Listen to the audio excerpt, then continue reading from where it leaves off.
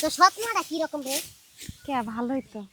হ্যাঁ ভালো ভালো থাকলে কামলা লগে তোরে দিয়া কাম করা আমরা কামলা মানুষ। সৎ মা দুধে ভেজা সেই আদর যত্ন করে আমি দেখে আইছি না। হ্যাঁ আদর যত্ন করলে কাম করাইতো না। চাচা, কাম করতে আইছো কাম করো। কার সংসারে কি হয় না হয় এগুলো তোমাদের খোঁজ না নিলেও চলবো।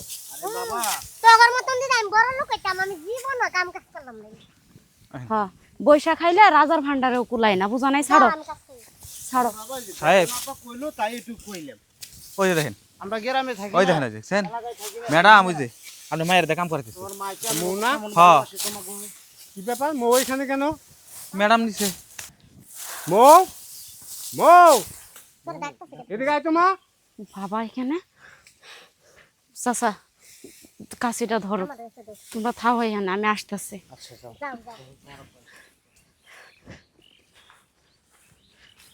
সাগর ওকে ধরে উঠা তো। আসেন আসেন ছোট মালিক।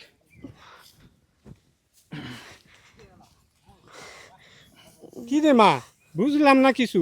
তুই এখানে কাদার মধ্যে কাজ করতেছস? বাবা, আমি যদি ক্ষেত খামারে কাজ না করি তাহলে মা আমারে খুব মারধর করে, ঠিক মতো খাইতে দেয় না। আর যখনই কইছে আমি সব কিছু বাবারে কইয়া দিব, তখন কি কয় জানো? আমি যদি তোমারে কিছু কই তাহলে তোমার নাকি বিষ খাওয়াইয়া মাইরা ফেলবো। এই ডরে আমি এতদিন কিছু কই নাই বাবা। হ সাহেব, ছোট ম্যাডাম ঠিকই কইছে, আমি সব জানি। আমি সাহস করে কোনদিন কইতে পারি নাই, আজকে যত বইলে ফেলাইছে এরকম অত্যাচার করে।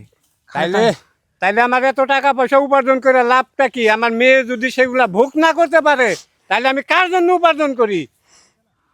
আপনি মালিকরে জিজ্ঞেস করেন। ঠিক আছে, আর বলতে হবো না, আমি সব বুঝতে পারছি। ওই ডাইনিরে আজকে আমি বাড়ি ছাড়া করবো। আয় আমার সাথে। আরে আমার স্বামীর অ্যাকাউন্টে টেহা দাঁড়াবো না, টেহা আমার অ্যাকাউন্ট আইবো। হোয়াট ইজ দিস কাঁচা বুঝ, আমি এসব বুঝতেছি না কিছু।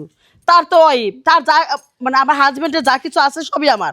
হ্যাঁ হ্যাঁ, তার অন্য মতো লাগবে না, হে লেখা বিজনেসের কাজে ব্যস্ত থাকে। আমার স্বামী সব টেহা আমার অ্যাকাউন্টে পাঠাই দাও। মুনমুন, ফোন কি করো। ব্যাপার? আমি এসব কি দেখছি? হোয়াট মানে কি বলতেছো? কি মানে আমি বুঝতে পারতেছি না। ডার্লিং, তুমি কখন আসলে? আমি বলতে চাইতাছি যেটা সেটা শুনো। আমার মেয়ে খেতে কাজ করতেছে কেন? খেতে? হোয়াট? এই খেতে এলো ছোট লোক ফকিনের বাচ্চারা কাজ করে, কিন্তু তুমি তো বড় লোকের মেয়ে। ও মা বেবি, তুমি কেন খেতে গিয়েছিলে? কোথায় কি করলে? খেতে কি করলো আমি বুঝলাম না কিছুই। কি করলো তুমি? কিচ্ছু বুঝো নাই? আহা, তুমি আমার মতো রাগ করতেছো কেন? আমাকে খুলে বলো ঘটনাটা। আমি খুলে খুলে বলতে কইতেছি। হবে তাই না? আমি সাহেবের সব কয়ে দিছি। আপনি ম্যাডামরা কি কি করান, আপনি ম্যাডামরা দিয়ে জোর করে কামলাগোর সাথে কাম করান, সব কথা ম্যাডাম স্যারের কয়ে দিছি। চুপ কর চাকরের বাচ্চা। কামলাগোর সাথে আমার মেয়েকে আমি কেন কাম করামু? তুমি জানো না তোমার সাথে বিয়ের পর আমি বাচ্চা কাচ্চা নেই? তোমার মেয়েকে আমি কত ভালোবাসি। একটা চাকরের বাচ্চার কথা তুমি ডিসকাস্টিং করতেছো, এটা আমি পছন্দ করতেছি না। ও বেবি, তুমি কালো হয়ে গেছো। তুমি বেড়া ঘর থেকে কেন তুমি খেতে গিয়েছিলে? এই যে বাড়িতে কত কামলারা আছে, তুমি বাড়িতে একটু টুকটাক কাম করতে তোমার যদি এতই ভালো লাগে বাড়িতে করো, টান বেরাও। তুমি খেত খাবারে কেন গেছো?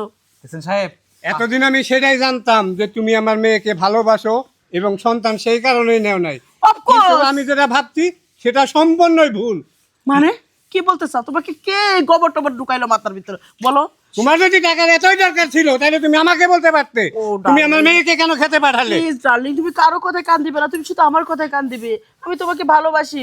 তোমার মেয়ে আসলে কলেজে গেছো তো, এত কলেজ ফলেজ বন্ধ হয়ে গেছে, ওই পুরুষ মাসে মুখ দেখতে পারে না। আমার মনে হয় কি, চুপ করো মা, অনেক বলেছো তুমি। সাজিয়ে গুছিয়ে আর কত মিথ্যা কথা বলবে, আর কত অত্যাচার করবে আমার উপরে। আজকে যখন আমার বাবা সবকিছু জেনেই ফেলেছে, আজকে না হয় তোমার মিথ্যা নাটকটা না করলেই চলতো। কি ছেড়ে গিয়েছে?